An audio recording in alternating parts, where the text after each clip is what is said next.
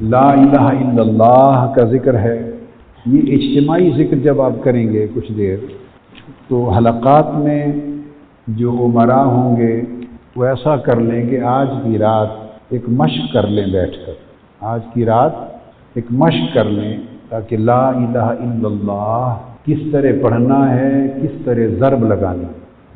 اس کے بعد دوسرا ذکر ہے اللہ، یہ لکھنے میں چھاپنے میں یہاں غلطی ہو گئی ہے، اللہ کا ذکر تیسرے نمبر پہ لکھا گیا ہے، اسے دوسرے نمبر پہ کرنا ہے اللہ، اور دوسرے نمبر پہ جو لکھا گیا ہے پھر اللہ اس کو تیسرے نمبر پہ کرنا ہے۔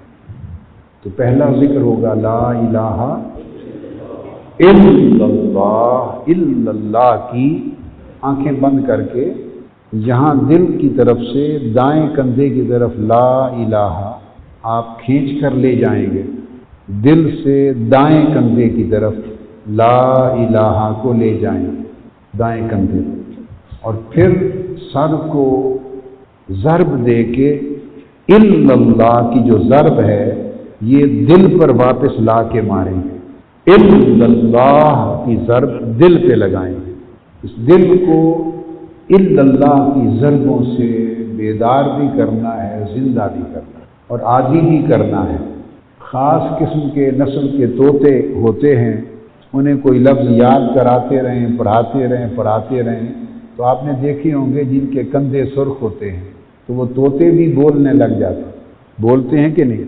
تو دل تو پھر دل ہے، انسان محنت کرے تو طوطا بھی بولنے لگ جاتا ہے، وہی لفظ جو پکا دیا جائے، اور اگر انسان محنت کرے تو دل تو افضل الاعضاء ہے، انسان کے اعضاء میں سب سے افضل عضو ہے، تو یہ بھی جو اس کو پکا دیں یہ پھر اس کو دہرانے لگ جاتا ہے، تو دل بھی پھر ذکر کرتا ہے، دل کو زبان مل جاتی ہے۔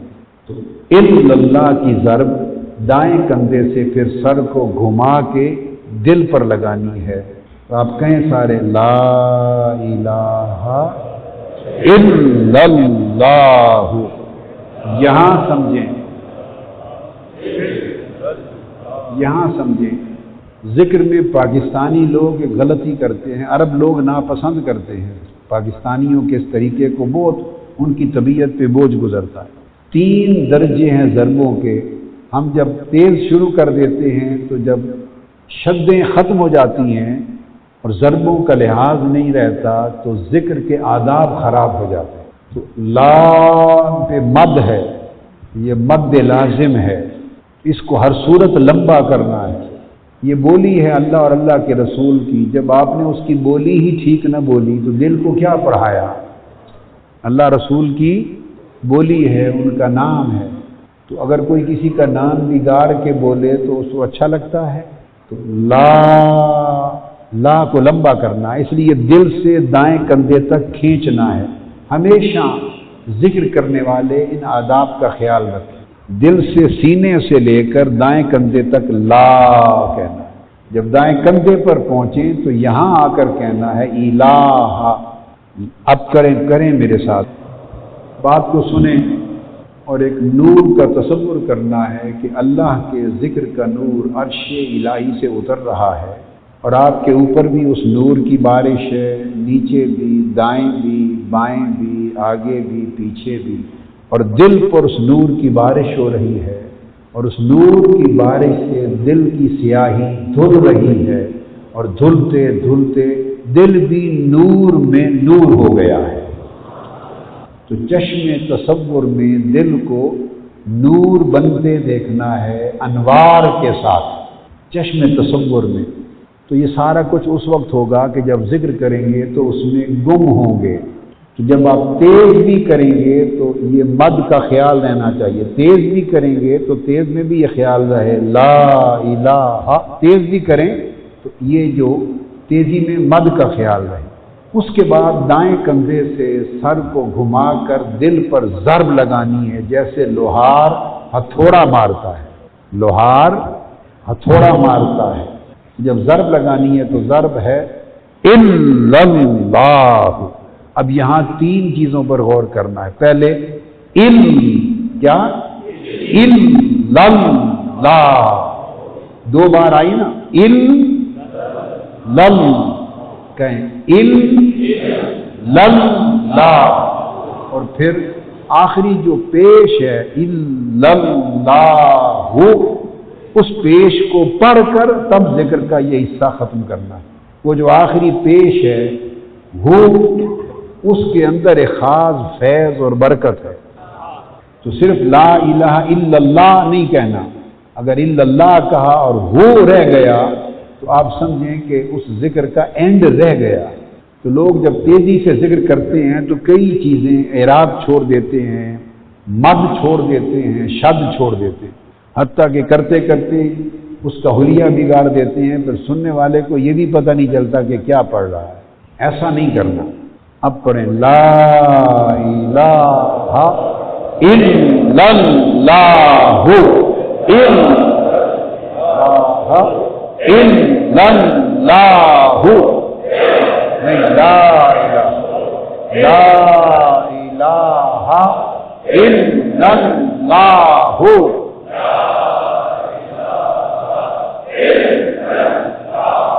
کریں کریں کریں،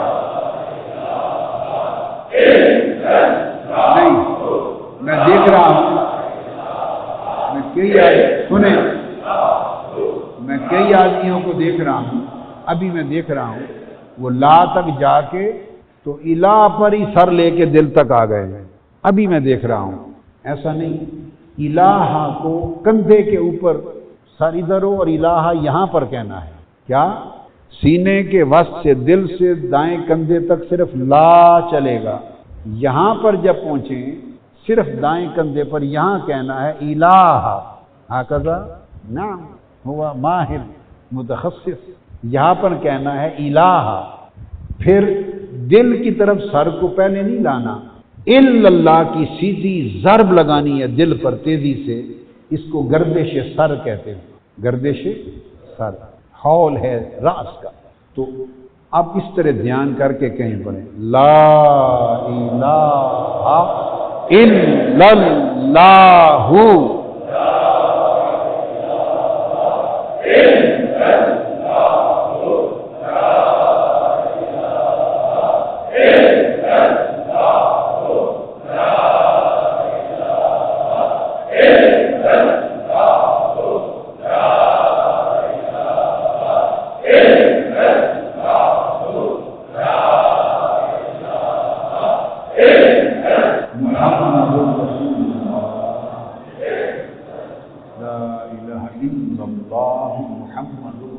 بعد ازاں جہاں جہاں اپنے علاقوں میں جائیں اس کیسٹ کو لے کے اس سے مشق کریں تاکہ ذکر آداب ذکر کے ساتھ فضلاء عمرا تحریک کے نمائندگان مشق کریں اور ذکر کو شد و مد کے ساتھ اور پورے صحیح اعراب کے ساتھ۔ یہ تو لا الہ الا اللہ محمد رسول اللہ ختم کر کے دوسرا ذکر ہے اللہ، یہ جو دل کی جڑ ہے نیچے یہاں سے کھینچنا ہے آنکھیں بند کر کے سینے پر، اللہ اللہ اوپر نہ نہیں، اللہ پر سر اوپر لا کے لا کو پھر دل کی طرف لے جانا ہے، اللہ اللہ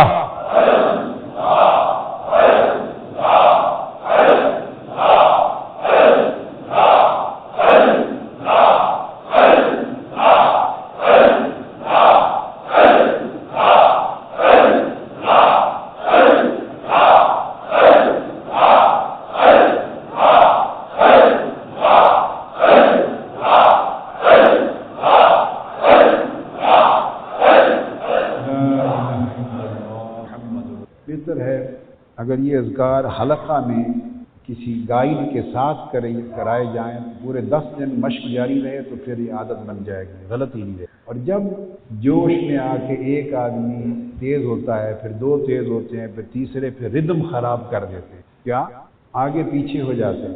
جب ضربیں الگ الگ ہوتی ہیں تو ضربوں کا یہ ہوتا ہے کہ 10 20 50 100 جب ضرب لگا رہے ہیں تو یہ معلوم نہیں ہے کہ کس کی ضرب سے کام چل جائے، تو ضرب میں مطابقت ہونی چاہیے، ضرب میں مطابقت، ایک ہی وقت پہ ضرب لگے۔ اگر ایسے لوہار بنے کہ اگر 100 لوہار وہ ہتھوڑا مار رہے ہیں تو جب ضرب لگے ہتھوڑے کی تو ایسے لگے کہ ایک ہی ہتھوڑا لگا ہے. آپ میری بات کو سمجھیں، ایسے لگے ہتھوڑے 100 ہوں مگر ضرب جب لگے تو ایسے لگے کہ چوٹ ایک ہی لگی ہے. یعنی اللہ، یہ ایک ہی لگے کہ ایک ہی ضرب لگی ہے اور ہوں 100 بندے. اس سے موافقت ہو جاتی ہے. کیا؟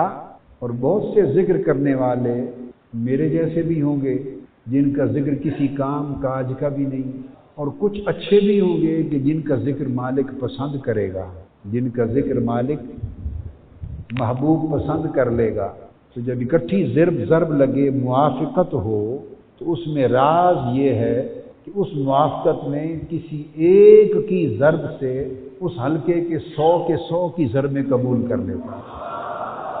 اور اگر آگے پیچھے ہو گئیں تو آپ تو خود موافقت سے بچھڑ گئے، پھر ہر کوئی اپنی ضرب کا ذمہ دار خود ہے.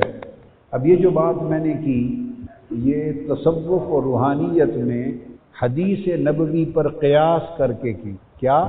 یہ تصوف اور سلوک کے باب میں حدیث نبوی پر قیاس کیا.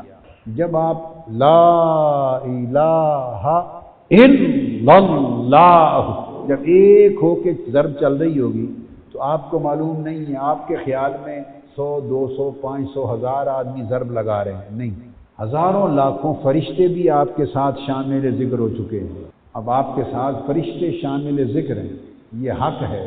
اور جس طرز کا ذکر آپ شروع کرتے ہیں اسی طرز کا فرشتے بھی شروع کر دیتے ہیں. جب آپ ضرب آگے پیچھے کر لیتے ہیں تو فرشتوں کی ضرب کے ساتھ بھی موافقت نہیں رہتے.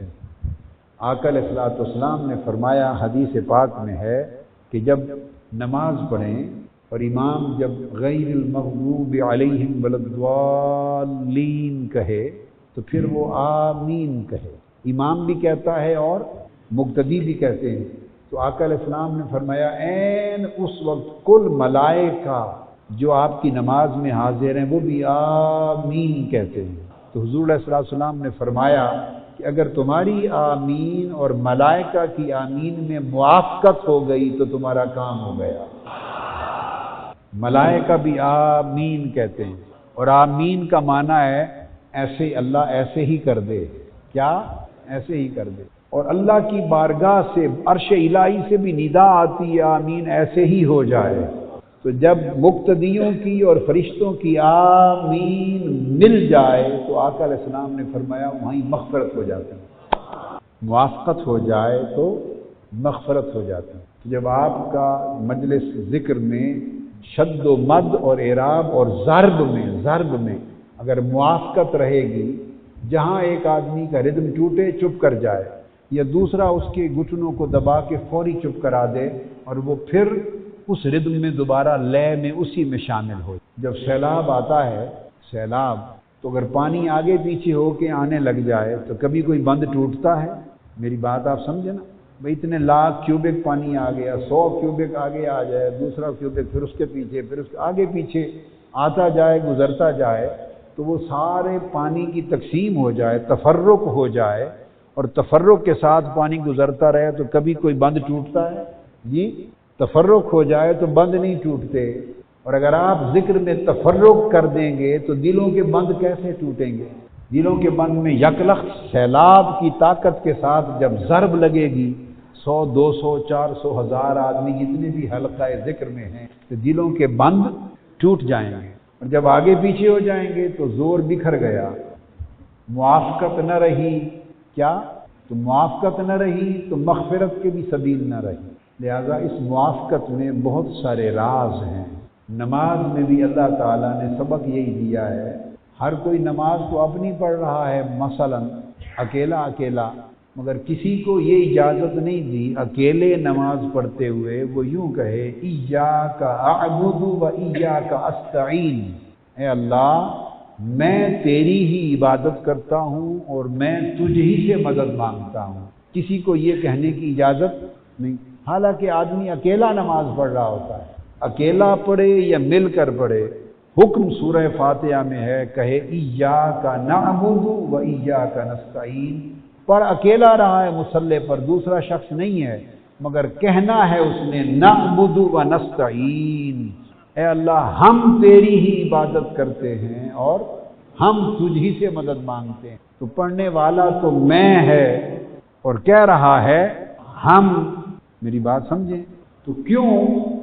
اس لیے کہ اللہ کی عبادت میں حکم یہ ہے کہ میں کو ہم میں ضم کر دو، میں کو ہم میں ضم کر دو، کسی کی میں نہ رہے، کسی کی میں نہ رہے۔ اب ہے وہ اکیلا، ہم تو نہیں ہیں، باقی لوگ تو اس کے ساتھ نہیں کھڑے ہوئے، مگر وہ کہے جا رہا ہے ہم تیری عبادت کرتے ہیں۔ تو اب اس ہم میں کون شامل ہوا؟ وہ جتنے عبادت کرنے والے ہیں وہ سارے شامل ہو گئے۔ اگر اس کی قبول نہیں تو اس کی ہو جائے گی، ان 10 کی قبول نہیں ہے، ان کے کمزوریاں ہیں، تو 11ویں کی قبول ہو جائے گی۔ اگر اس نے ہر ایک نے میں کہا تو ہر ایک کی تنہا یا قبول ہوگی یا رد ہوگی، اور اگر ہر ایک نے ہم کہا تو ہم میں سے جس ایک کی بھی قبول ہوئی وہ ہم سارے کے سارے لے کے پار ہو جائے گا۔ چونکہ جو مارے تھے انہوں نے بھی میں تو مٹا دیا، تو جب ہر کوئی میں مٹا کے عبادت کر رہا ہے اور ہم میں ضم ہے، تو ان میں سے جس کی بھی ہوئی قبول، تو اس نے میں تو کہا نہیں تھا، کیا کہا تھا؟ ہم۔ تو اس ایک نے بھی ہم کہا تھا اور ہر ایک نے ہم کہا تھا، تو جب اس کی قبول ہوگی تو سارے ہم کی قبول ہو جائے گی۔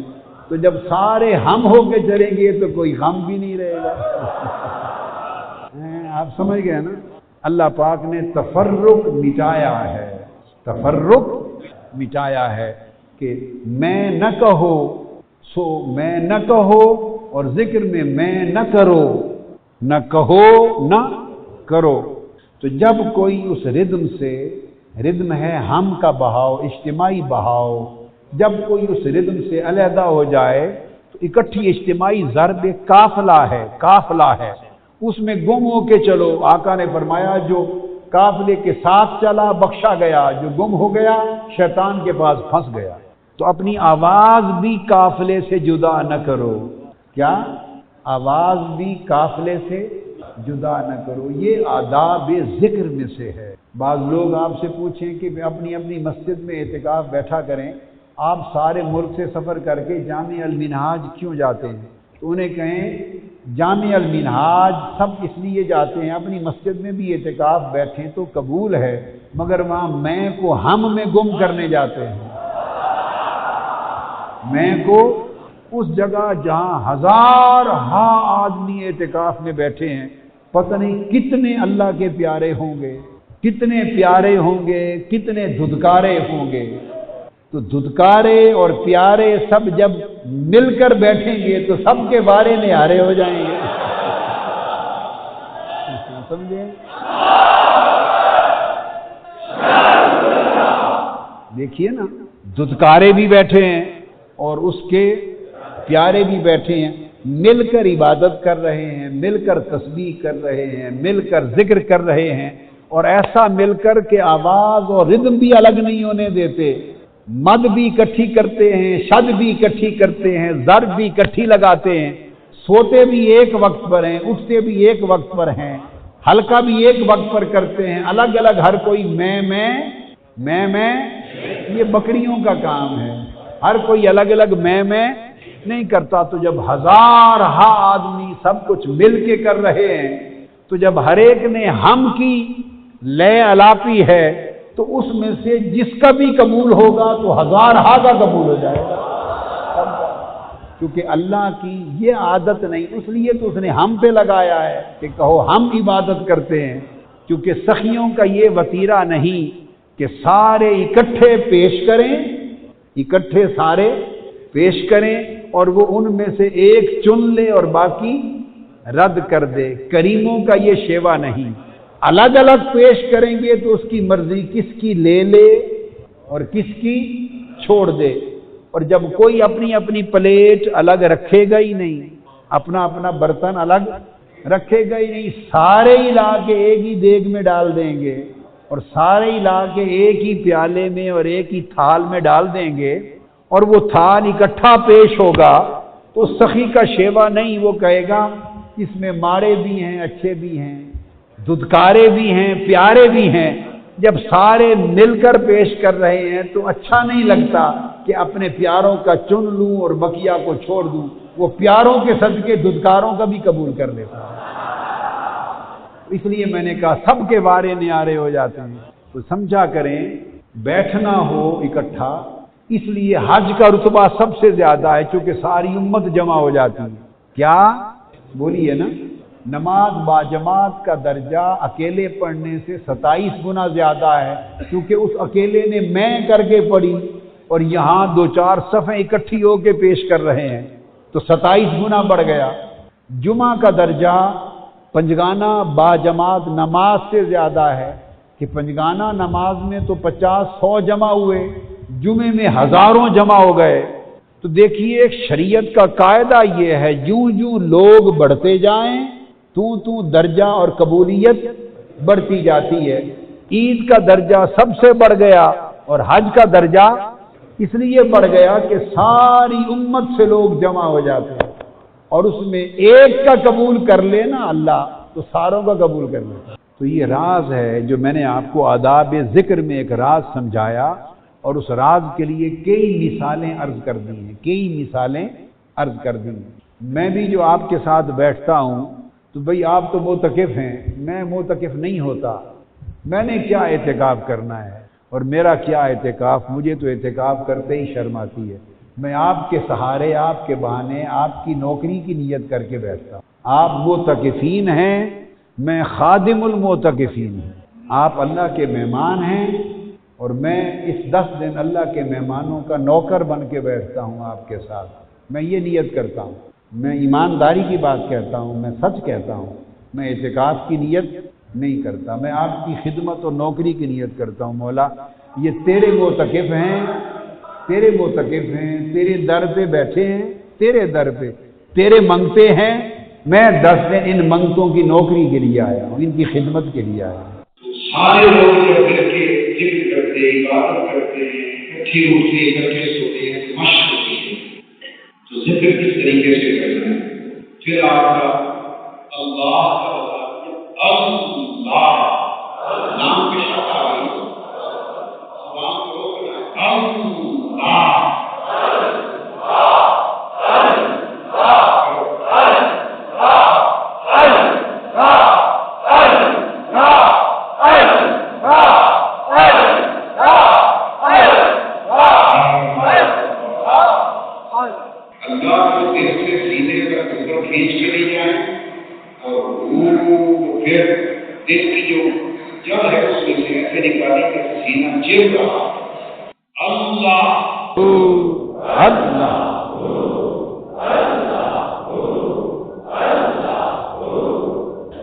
اس کے بعد یا حق یا حی، یا حق یا حی، یا حق یا حی، یا حق یا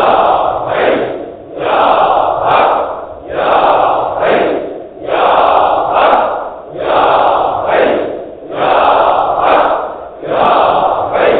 یا حق یا حی، یا حق یا حی، یا حق یا حی، یا حق یا حی، یا حق یا حی، یا حق یا حی، یا حق یا حی۔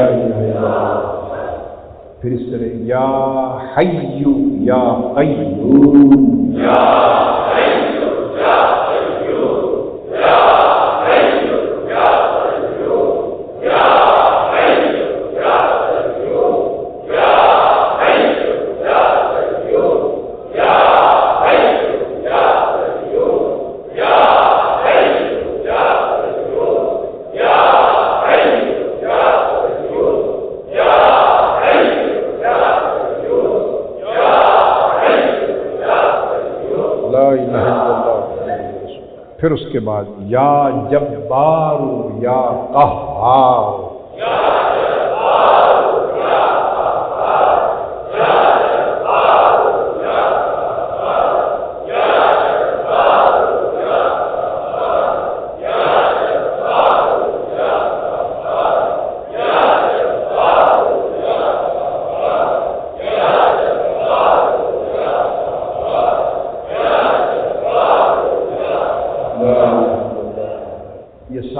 ذکر ہیں، مگر آپ کی سہولت کے لیے حق اور حی کو ملا دیا ہے، اور حی کو پھر قیوم کے ساتھ ملا دیا ہے، تو 2 بار 2 ذکر ملانے سے تو آپ کا یہ سائیکل 6 کا بن جائے گا، مگر ذکر 7 ہو گئے۔ اسماء، اب ایک بات آج آپ کو بتا دوں جو پہلے کبھی نہیں بتائی، جو پہلے کبھی نہیں بتائی۔ غالب امکان ہے کیا کہ یہ جو 7 اسماء الہیہ ہیں ان میں اسم اعظم بھی ہے، بس اتنی بات بتا۔ کیا اس میں اسم اعظم ہے؟ اور اسم اعظم اللہ کا وہ اسم ہے، اس کی تعریف یہ ہے کہ اس اسم اعظم کے ذکر سے کوئی دعا اور مراد مانگی جائے تو وہ پوری ہو جاتی ہے۔ مراد نہیں۔ غالب امکان یہ ہے کہ یہ جو 7 اسماء الہیہ ان میں اسم اعظم ہے، بس اتنی بات بتا دوں۔ پہلے تو یہ بات کبھی نہیں کہی جی، آج آپ کو اس طرف متوجہ کر دیں۔ جیسے اللہ نے آخری عشرے کی 5 طاق راتوں میں لیلۃ القدر چھپا رکھی ہے نا، سمجھیں ان 7 ناموں میں اسم اعظم چھپایا ہے۔ اب آپ کی محنت ہے کر لیں، جو ان کا ذکر پورا کر لے گا تو اسم اعظم خود بخود اس میں آ جائے گا۔ ایک تو یہ ذکر ہے، اس کے اوقات اس طرح کر لیں آسانی کے لیے کہ اس کو 6 دنوں میں تقسیم کر لیں۔ پہلے دن لا الہ الا اللہ کا کریں، صرف تسبیح 12 تسبیحات کریں تو 2 گھنٹے لگے، 12 تسبیحات پر 2 گھنٹے لگے، تو 12 تسبیحات کا مطلب ہے 1200 مرتبہ ہوا جی، تو 12 تسبیحات کر لیں ہر ذکر کی روزانہ۔ مطلب ہے پہلے دن صرف لا الہ الا اللہ، کیا اس کی 12 تسبیحات کر لیں، ہر نماز کے بعد 2 کر لیں، عشاء کے بعد نہیں کریں گے، پھر جب تراویح سے فارغ ہوں پھر درس ہوگا تو پچھلی رات 4 کر لیں، 4 نمازوں کے بعد 2 بار کر لیں، یا ایک ہی جگہ مجلس میں بنا کے 2 گھنٹے کر لیں۔ اس کا نظام وضع کر لیں تو گویا کم سے کم 10 تسبیحات یا 12، کیا کم سے کم 10 یعنی 1000 مرتبہ یا 1200 مرتبہ ایک ذکر۔ اگلے دن اللہ کا کریں، اگلے دن اللہ، اس کا 20 تسبیحات کر لیں، اللہ کی لا الہ الا اللہ کی 10 کر لیں پہلے دن، کیا دوسرے دن دوسرا ذکر کر لیں اللہ، اس کا کم سے کم عدد وہی 10 تسبیح رہے گا، اور کوئی بڑھا سکے 15 سے 20 کر لے تو اس کی مرضی ہے۔ پھر تیسرے دن اللہ دل میں کریں، ہلکے میں کریں تو ذکر بالجہر کر لیں۔ اس کا معمول آپ بنا لیں، ایک ٹائم اگر حلقات میں کرنا ہو تو پھر کوئی ٹائم ایک مقرر ہو، افطار سے پہلے اچھا وقت ہے، اگر عصر کے وقت فارغ ہو کے افطار سے پہلے کریں تو اپنے حلقات میں اجتماعی طور پہ کریں، اچھا وقت ہے۔ اور افطار سے پہلے ذکر کا بڑا اعلیٰ وقت ہے، بہت قبول ہوتا ہے، بہت قبول ہوتا ہے۔ افطار سے پہلا ذکر، عصر کے بعد افطار سے پہلے ذکر بڑا قبول ہوتا ہے، وہ بہت قیمتی اعلیٰ وقت ہے، کیونکہ افطار جو ہے تو اللہ پاک نے فرمایا کہ افطار کرنے والے کے لیے 2 مبارکبادیاں ہیں، ایک اس کو فرحت افطار ہے، جب وہ افطار کرتا ہے تو افطار کی فرحت افطار ہے، دوسری لذت دیدار ہے، 2 مبارکبادیاں ہیں۔ تو یہ افطار صائم کے لیے بڑی خاص خوشخبری، وہ جو عصر کے بعد کے لمحے ہیں اجتماعی ذکر کے لیے، اور ذکر کو ختم کر کے آخری 5 منٹ دعا کے لیے، آخری 5-7 منٹ دعا کے لیے۔ تو ہمارے اصلاح احوال سے پردے اٹھتے چلے جائیں گے، اور پردے اٹھنے سے اس کا نور نصیب ہوگا۔ قسموں کے ساتھ فرمایا الم ترى کیف فعل ربک بعاد، فرمایا کیا آپ نے نہیں دیکھا کہ آپ نے رب نے قوم عاد کے ساتھ کیسا سلوک کیا۔ ارم ذات العماد، وہ جو ارم والے تھے، بڑے بڑے ستونوں اور عالی شان محلوں والے تھے، اور اہل ارم تھے، بڑے بڑے محلات میں رہتے تھے۔ التی لم یخلق مثلها فی البلاد، اتنے اونچے محل، اتنی اونچی بڑی مضبوط کوٹھیاں، اتنے بڑے بڑے ستون کہ فرمایا ملکوں میں دنیا میں ان جیسا، اس قوم جیسا کوئی پیدا نہ ہوا۔ دنیاوی ساز و سامان، مال و دولت، زیب و آرائش، زینت رہائش، یہ سب کچھ اتنا تھا کہ فرمایا ملکوں میں دنیا میں ان جیسی کوئی قوم پھر آج تک پیدا نہ ہوئی۔ فرمایا مگر دنیاوی زیب و زینت، آرائش، مال و دولت، جاہ و منصب اور سکون اور دنیا کے چین نے انہیں رب کے عذاب سے بچانے کی کوئی تدبیر نہ کی۔ وہ قوم نافرمان تھی، رب کو بھول گئی تھی، جب عذاب آیا تو قوم اپنے سارے ساز و سامان کے ساتھ تباہ و برباد ہو گئی.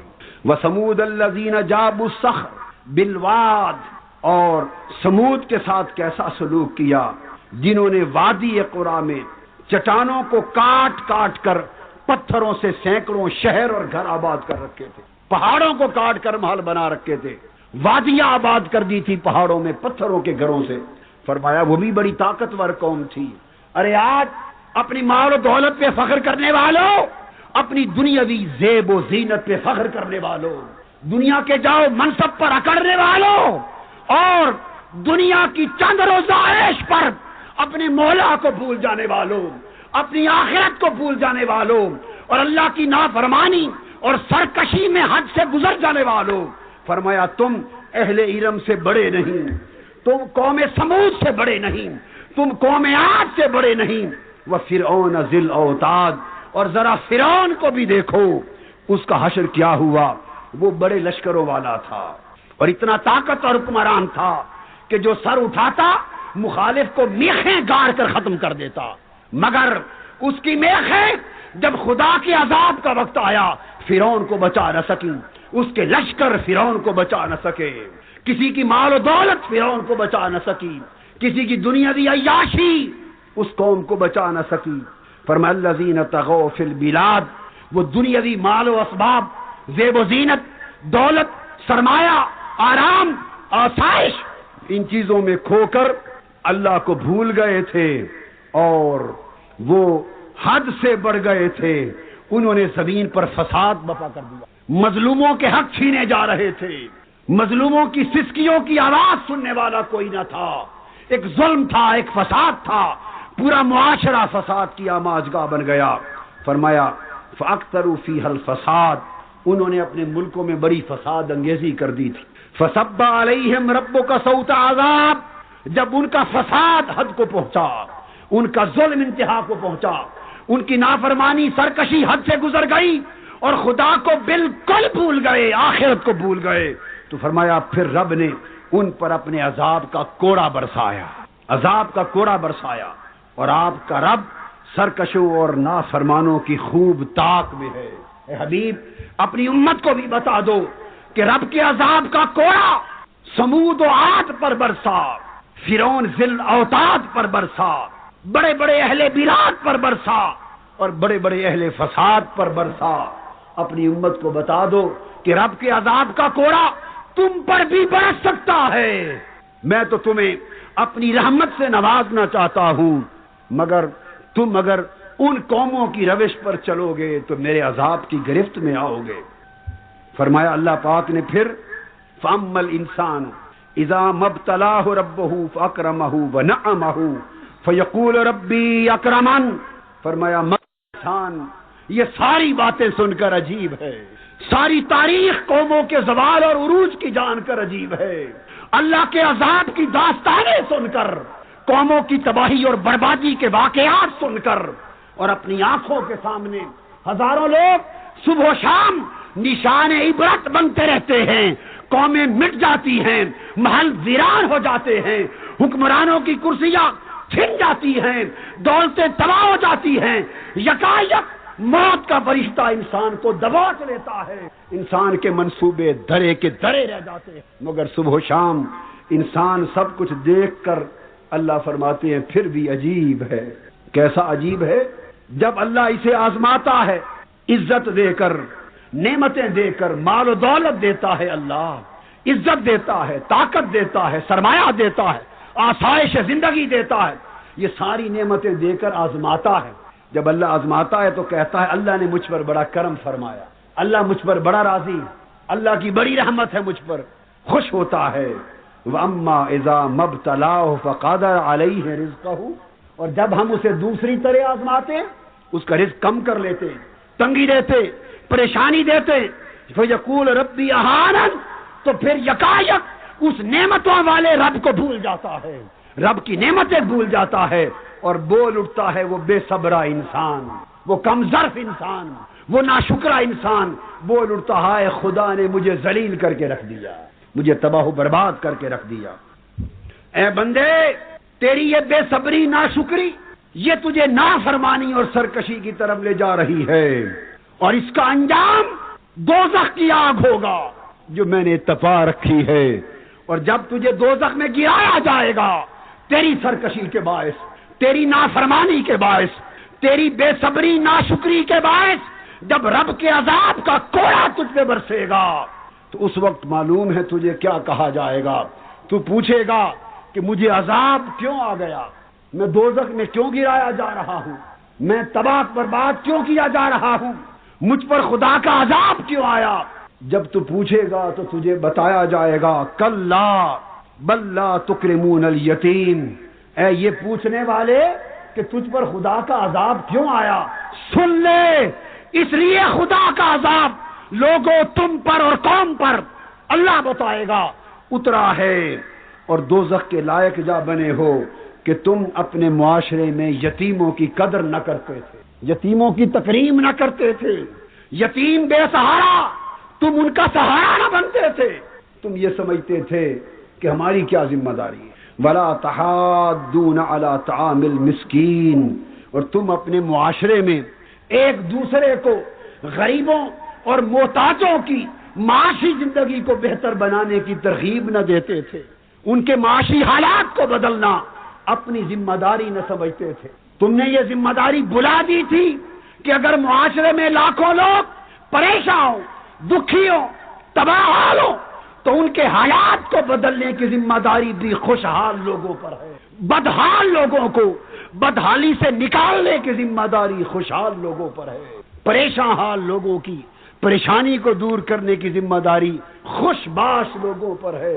تم معاشرے میں محنت نہ کرتے تھے، اپنے حال میں مست تھے، اپنے کام میں مست تھے، اپنے عیش میں مست تھے، اور پھر تم مال و دولت اور دنیا اور اپنے مفاد کے اتنے رسیا ہو گئے تھے۔ وَتَأْكُلُونَ التُّرَاثَ أَكْلًا لَمًّا، تم وراثت کا مال سارا سمیٹ کر ہڑپ ہڑپ کر کے کھا جاتے، تم وراثت کے مال میں سے بھی غریبوں کو حصہ نہ دیتے۔ وَتُحِبُّونَ الْمَالَ حُبًّا جَمًّا، اور بات یہ کہ تم نے مال و دولت سے حد درجہ محبت شروع کر دی تھی، بھول گئے تھے کہ مال و دولت آزمائش کے لیے ملی تھی، طاقت آزمائش کے لیے ملی تھی، عزت آزمائش کے لیے ملی ہے، یہ پوری زندگی آزمائش کے لیے ملی ہے، یہ جو آزمائش ملی تھی تم نے اس سے محبت شروع کر دی۔ کلا اذا دکت الارض دکن دکا، فرمایا یقیناً سن لو، یہ زندگی سے محبت کرنے والوں، مال و دولت سے پیار کرنے والوں، دنیاوی آسائشوں پر جان دینے والوں، سوچو کب تک اس دنیا کی پوجا کرتے رہو گے؟ کیا تمہیں وہ دن یاد نہیں جب زمین پاش پاش کر کے ریزہ ریزہ کر دی جائے گی، قیامت کا دھماکہ آئے گا، یکایک زمین پاش پاش کر دی جائے گی، ریزہ ریزہ ہو جائے گی۔ وَجَاءَ رَبُّكَ وَالْمَلَكُ صَفًّا صَفًّا، پھر آپ کا رب جلوہ گر ہوگا، آپ کا رب جلوہ گر ہوگا، اور فرشتے قطار در قطار اس سلطان، اس بادشاہ حقیقی کے حضور صف در صف حاضر ہوں گے۔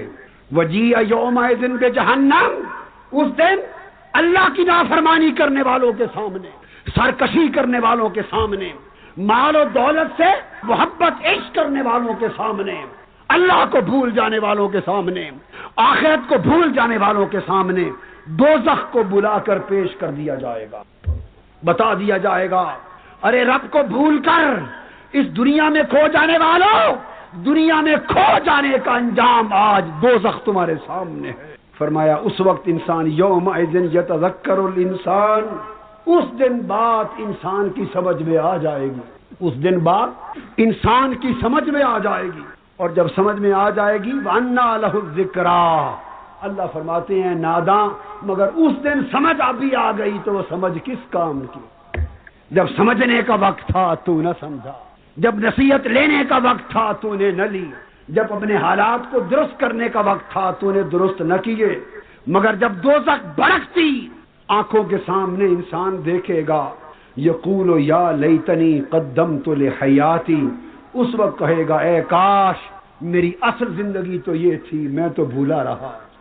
ارے دنیا کی زندگی کو اصل زندگی سمجھ لینے والوں، یہ ایک فریب ہے، یہ ایک سراب ہے، جیسے مسافر صحرا میں چلتا ہے اور دور دیکھے تو تو یوں لگتا ہے کہ پانی بہ رہا ہے، وہ سراب ہے، جو جو بڑھتا چلا جاتا ہے پانی آگے چلتا جاتا ہے، وہ سفر کٹ جاتا ہے مگر پانی نہیں ملتا۔ یہ دنیا کی عیش، دنیا کی لذتیں، دنیا کی راحتیں، یہ دنیا کی ساری جاؤ منصب اور مال و دولت جس کی خاطر انسان دیوارہ وار اللہ کو بھولے ہوئے ہے، یہ سراب ہے، یہ دجل ہے، یہ فریب ہے، یہ دھوکہ ہے۔ ارے اس دھوکے سے نکلو، اصل زندگی وہ آخرت کی زندگی ہے، جب تخت خدا کا سامنے ہوگا، اس کی سلطنت ہوگی اور وہ فرما رہا ہوگا لمن الملک اليوم، آج کس کی بادشاہی ہے۔ اصل زندگی اس دن سمجھ آئے گی، مگر اس دن کی سمجھ کام نہ آئے گی۔ فرمایا انسان کہے گا کاش میں نے اپنی اصل زندگی کے لیے کچھ آگے بھیج دیا ہوتا۔ فَيَوْمَئِذٍ لَا يُعَذِّبُ عَذَابَهُ أَحَدٌ، اور آج میرے کام آتا، مگر فرمایا سو اس دن نہ اس کے عذاب جیسا کوئی عذاب دے سکے گا، وَلَا يُوثِقُ وَثَاقَهُ أَحَدٌ، اور نہ اس کے جکڑنے جیسا عذاب میں کوئی جکڑ سکے گا۔ اس دن انسان جکڑ لیا جائے گا، عذاب میں آ جائے گا۔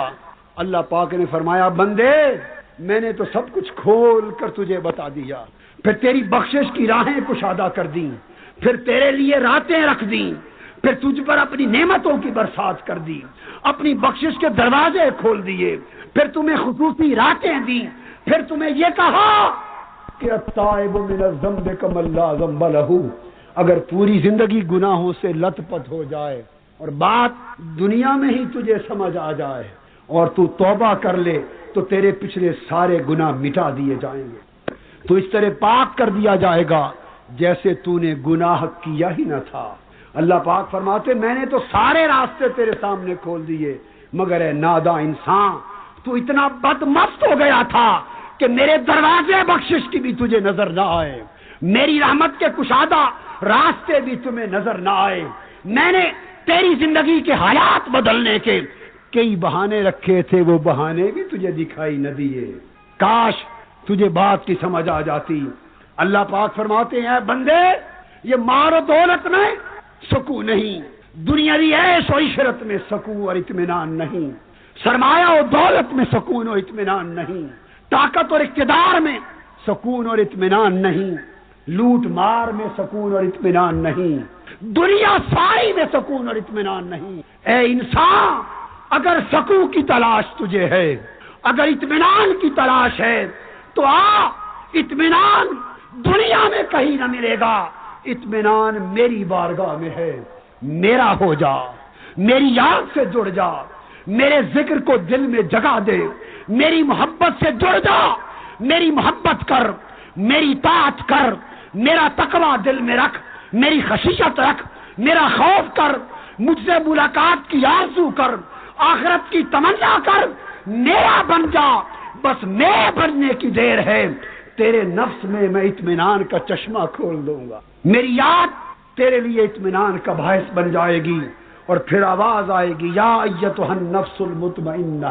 اس سورت کے آخر میں فرمایا اے میری یاد سے اطمینان پا جانے والی جان نفس، اے میری محبت کے چشموں سے سیراب ہو کر مطمئن ہو جانے والے نفس، اے میری معرفت کی شراب پی کر اطمینان ہو پا جانے والے نفس، آ، یہ دنیا کھو جانے کی جگہ نہیں، اس میں نہ کھو، دنیا گم ہونے کی جگہ نہیں، اس میں گم نہ ہو، گم ہونا ہے تو میرے پیار میں گم ہو، گم ہونا ہے میری محبت میں گم ہو، میری طاعت میں گم ہو، میری قربت میں گم ہو۔ ارجعی الی ربک، لوٹا، تو نے دل کہاں لگا لیا، ادھر سے دل ہٹا اور میری طرف آ، ادھر سے دل ہٹا اور آ میری طرف آ، لوٹا، ارجعی، لوٹا۔ لوٹنا اس سفر کو کہتے ہیں کہ ادھر کیا جائے جہاں سے آیا ہو، وطن ہی کی طرف جانے کو لوٹنا کہتے ہیں، آگے آگے جانے کو لوٹنا نہیں کہتے۔ فرمایا ارجعی، لوٹا، الی ربک، اپنے رب کی طرف لوٹ آنے کی آواز، میٹھی میٹھی صدا آ رہی ہے، لوٹا، پیار بھری ندا آ رہی ہے، لوٹا، حلاوت بھری ایک نغمہ سنائی دے رہا ہے، ارجعی لوٹا، روح کے تار ہلا رہا ہے نغمہ لوٹا، آواز آ رہی ہے بندے تو وطن بھول گیا ہے، تیرا وطن یہ نہیں میں ہوں، میری طرف لوٹا، بھول گیا میرے پاس ہی سے تو گیا تھا، کل تک تیری روح عالم ارواح میں میرے حضور سجدہ ریز تھی، میرے جلووں سے سرشار تھی، میری قربتوں سے مالا مال تھی، اور تو میرے پاس تھا اور میری بارگاہ تیرا وطن تھی۔ میں نے چند دنوں کے لیے تجھے آزمانے کے لیے بھیجا تھا کہ اس جگہ جا کر مجھے یاد رکھتا ہے یا بھول جاتا ہے۔ اے بندے لوٹا، ادھر جا کے گم نہ ہو، تیرا وطن یہ نہیں، تیرا وطن وہ ہے۔ اے انسان، تیری حقیقت ناسوتی نہیں ملکوتی ہے، تیری حقیقت جبروتی ہے، تیری حقیقت لاہوتی ہے۔ اے انسان، اس دنیا کے پنجرے سے، حرص سے، ہوس سے، طمع سے، لالچ سے، حب دنیا سے، شغل دنیا کی حب سے، شہوات دنیا سے، خواہشات دنیا سے اپنے آپ کو نکال لے، کہیں ایسا نہ ہو کہ تو انہی میں پھنسا ہو اور فرشتہ تجھے لے کر میرے پاس آ جائے بغیر تیاری کے، اور جب بغیر تیاری کے موت دبوچ لے گی اور میرے پاس تو پہنچے گا تو میرا پہلا سوال ہوگا، بتا میرے لیے کیا لایا ہے؟ پھر تو مجھے کیا منہ دکھائے گا؟ اے نفس، میرے ذکر میں مطمئن ہو جا، میری یاد میں کھو جا، اور اس دنیا کی آزمائش کے چند دنوں سے فائدہ اٹھا اور میری طاعت بجا لا، توبہ کر اور دنیا کے اندر رہ کر آخرت کو تک، اپنے وطن کو پہچان، اپنے رب سے پیار کر، رب کے حضور حاضر ہونے کا دھیان کر اور پلٹا میری طرف، دل کو مجھ سے لگا۔ حکم ہوگا کہ جب تو میری طرف آئے گا، وطن کی طرف آئے گا اور آنے والا بن جائے گا تو آواز آئے گی راضیۃ مردیہ، اور اس حال میں ہاں کہ تو مجھ سے راضی ہے، میں تجھ سے راضی ہوں۔ تب حکم ہوگا فادخلی فی عبادی، آؤ اب اسے میرے بندوں میں شامل کر دیں، یہ میرے بندوں میں شامل، وادخلی جنتی، اور میری جنتوں میں آ جائے گا، اللہ کے بندوں میں آ جا۔ لوگوں فادخلی فی عبادی، آج کی رات کا واللیل اذا یسر کا پیغام یہ ہے، وادخلی فی عبادی، رات گزر رہی ہے اور زندگی کی رات بھی گزر رہی ہے، کتنی ساعتیں زندگی کی گزر گئیں، کیا خبر کتنی ساعتیں باقی، سحر قریب ہے اور موت کی سحر بھی قریب ہے۔ اس سحر کا تو پھر بھی پتا ہے کہ اتنی گھڑیوں کے بعد آئے گی، مگر سحر برزخ کا کوئی خبر نہیں کہ کس وقت آ جائے۔ اے انسان، بغیر تیاری کے رہنے والے انسان، ہم تو بغیر تیاری کے اگر اس لمحے آواز آ جائے تو ہم تہی دست تہی دامن بغیر تیاری کے خدا کے حضور پیش ہونے کے قابل نہیں، اس کو جواب دینے کے قابل نہیں۔ لوگوں، آج کی رات جیسے ڈل رہی ہے، سمجھ لو کہ زندگی کی رات بھی ڈل رہی ہے۔ آؤ اس اصل زندگی کے لیے کچھ بنا لو، آخرت کی تیاری کر لو، اللہ سے ملاقات کا دن آنے والا ہے۔ لوگ جو محبوب سے ملنے جاتے ہیں تیاری کر کے جاتے ہیں، قیامت کا دن، موت کا دن دو ملاقاتیں لانے والا ہے، موت کا دن دو ملاقاتیں لانے والا ہے، ایک قبر کی شام کو ملاقات ہوگی، ایک قیامت کے دن کو ملاقات ہوگی۔ قبر کی شام، قبر میں جاتے ہی تاجدار کائنات کا چہرہ انور ہوگا، امتی حضور کے سامنے ہوگا، اگر دامن میں کچھ نہ ہوگا تو شرمساری ہو، اور قیامت کے دن اللہ سے ملاقات ہونے والی۔ لوگوں، آؤ آقا کی بارگاہ میں ہم چہرہ دکھانے کے قابل کچھ ہو سکے، اللہ کے حضور پیش ہونے کے قابل ہو سکے، اس کی تیاری کر لیں۔ اور تیاری کا راستہ اولی توبہ ہے، پھر اصلاح ہے، اور پھر دنیا پر آخرت کو ترجیح دینا ہے۔ توبہ ہے، پھر اصلاح ہے، پھر دنیا پر آخرت کو ترجیح دینا ہے، پھر دنیا کے نظاروں پر قیامت کے نظارے کو ترجیح دینا ہے، اور دنیا کی دولت پر آخرت کی دولت کو ترجیح دینا ہے۔ اللہ کے حضور پیشی کے تصور کو ہم ذہنوں میں جاگوزی کریں. کتنے دن، کتنی راتیں، کتنے سال، کتنے مہینے گزر چکے، گزر رہے ہیں، گزرتے جائیں گے. کتنی سنگتیں تھیں جو پچھلے سال تھی آج نہیں، اور کتنی سنگتیں امسال ہیں آئندہ سال نہ ہوگی. کسی کو کیا خبر. لوگوں، انتظار کا وقت نہیں ہے، اتنا وقت نہیں کہ انتظار میں ضائع کیا جا سکے. بس اسی گھڑی زندگی میں تبدیلی کا فیصلہ کر لو، اللہ والے بن جاؤ، اللہ سے ملاقات کی تیاری شروع کر دو. پیغام یہ، اللہ سے ملاقات کی تیاری شروع کر دو. ہم جو اس دنیا میں کھو گئے ہیں، یہ جگہ کھونے کی نہ تھی، جگہ تو وہ کھونے کی ہے. اس ملاقات کی تیاری شروع کر دو. آخرت کو دنیا پر ترجیح دو. بس اگر وہ ترجیح نصیب ہو گئی تو زندگی کے سارے احوال اور طرز بود و باش اور طرز فکر و عمل اور زندگی کی ساری ترجیحات خود بخود بدل جائیں گی. اللہ تبارک و تعالی ہمارے حال پہ کرم فرمائے، اور آج کی رات کی جو بابرکت ساعتیں ہیں، ان کے صدقے ہماری زندگی میں ایک اخروی انقلاب کی بنیاد رکھتے ہیں. دو زانو ہو جائیے، اللہ کے حضور پیشی کا تصور کر لیجئے.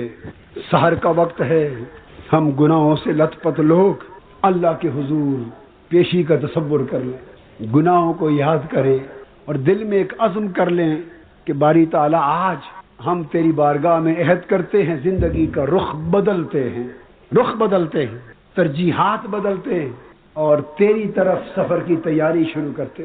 اس تصور کو ذہن میں جاگزی کرو، اور اس کے بعد پھر اللہ کے حضور ہم دعا کا آغاز کرتے ہیں. اللہ تبارک و تعالی ہماری آج رات کی حاضری کو قبول فرما لے. اور اللہ پاک کی رحمتوں کی گھڑیاں ہیں، حضور علیہ الصلوۃ والسلام کی توجہات اور فیوضات. بابرکت رات اور بابرکت جگہ، اتنی بابرکت کہ اس جگہ جہاں آپ بیٹھے ہیں اس سال اللہ کا شکر کہ کم و بیش 10,000 کے قریب افراد اعتکاف بیٹھے. جس جگہ 9-10 ہزار کے قریب آدمی اعتکاف بیٹھے ہوں، اندازہ کر لیں وہاں اللہ کی بخششوں اور رحمتوں کے نزول کا عالم کیا ہوگا. پھر رمضان کی اس مبارک رات کی گھڑیاں، پھر قدوۃ الاولیاء شیخ المشائخ سید السادات حضور سیدنا طاہر علاء الدین کا جوار، ان کے سائے میں، ان کے سائے میں، ان کے دامن میں، ان کی برکتوں کے سائے میں پھر ہزاروں لاکھوں افراد سسکیاں لے کر جمع ہوں گے.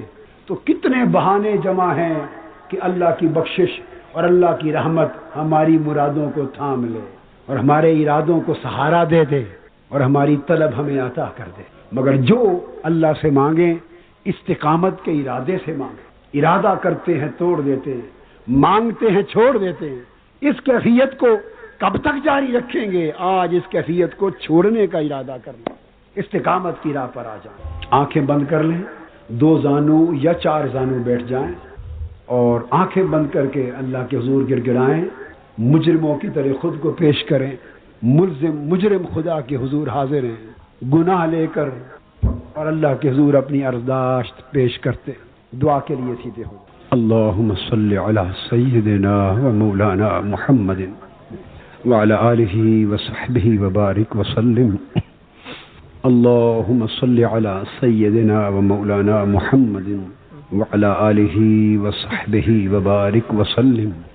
ربنا ظلمنا انفسنا. مولا، دعا کی ابتدا اس دعا سے کر رہے ہیں جو تو نے خود اپنے محبوب اور برگزیدہ نبی حضرت آدم کو سکھائی تھی اور فرمایا تھا کہ میرے آدم، یہ دعا کے کلمات سیکھ لے، ان کلمات سے مجھ سے دعا مانگنا، میں معاف کر دوں گا.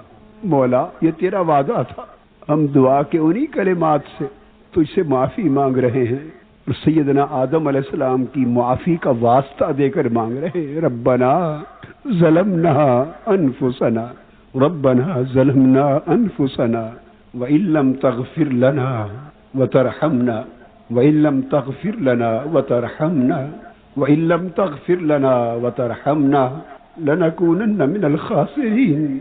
ربنا لا تزغ قلوبنا بعد إذ هديتنا وهب لنا من لدنك رحمة إنك أنت الوهاب. ربنا إنك من تدخل النار فقد أخزيته وما للظالمين من أنصار ربنا فاغفر لنا ذنوبنا وكفر عنا سيئاتنا وتوفنا مع الأبرار ربنا وآتنا ما وعدتنا على رسلك ولا تخزنا يوم القيامة إنك لا تخلف الميعاد ربنا لا تؤاخذنا إن نسينا أو أخطأنا ربنا ولا تحمل علينا إصرا كما حملته على الذين من قبلنا ربنا ولا تحملنا ما لا طاقة لنا به واعف عنا واغفر لنا وارحمنا واعف عنا ربنا واعف عنا واغفر لنا وارحمنا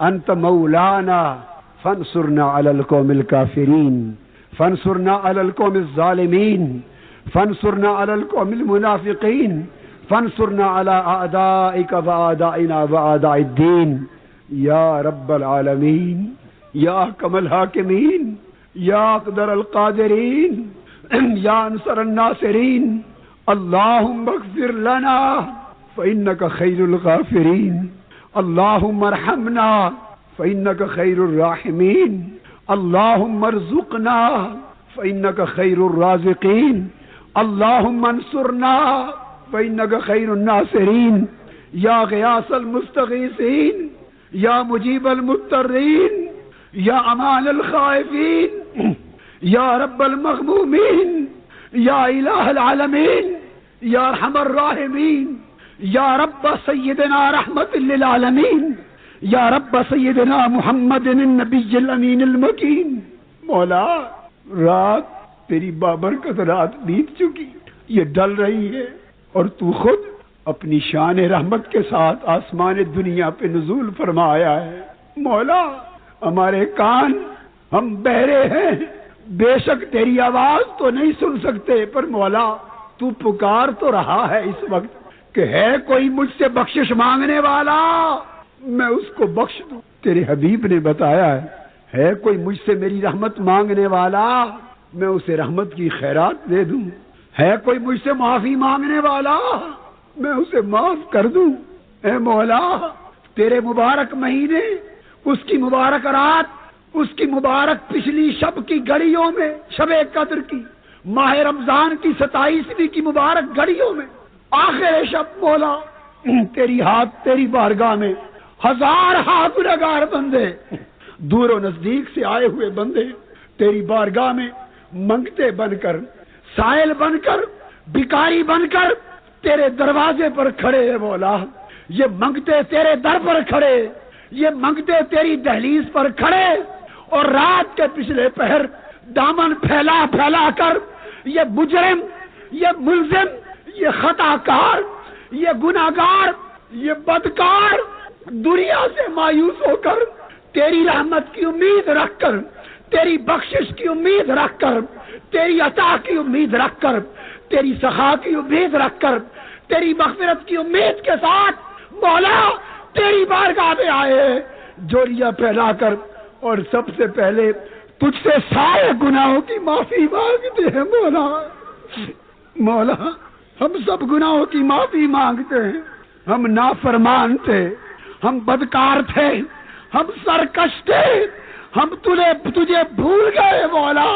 پر تجھے تیری رحمت کا واسطہ تو ہمیں نہ بھول مولا ہم نے تجھ سے منہ موڑ لیا پر مولا تو منہ نہ موڑ ہم تیرے نافرمان ہو گئے پر مولا تو ہمیں نہ چھوڑ بالآخر گناہگار صحیح بدکار صحیح بدحال صحیح نافرمان صحیح پر مولا دیکھ بالآخر پلٹ کر مانگنے تو تیرے ہی بارگاہ میں آئے ہیں ہاتھ تو تیری بارگاہ میں اٹھائے بیٹھے معافی بھی تو مانگ رہے ہیں مولا